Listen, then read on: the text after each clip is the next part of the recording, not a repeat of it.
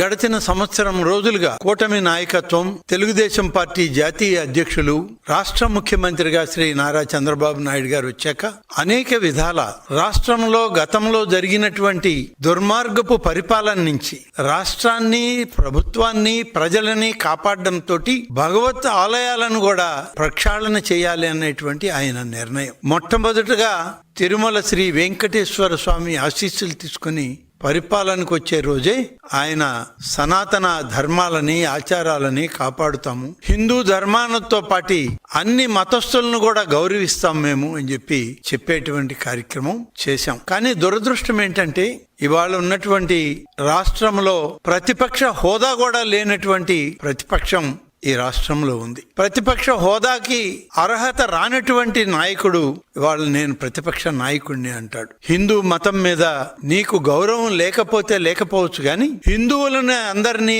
అవమానపరిచే విధంగా, హిందువులు నిరంతరం ఆరాధించేటువంటి ఆలయాల మీద నీ రాజకీయ క్రీడని నడపాలని చూసేటువంటి నీ విధానం ఇవాళ బాధాకరంగా ఉంది.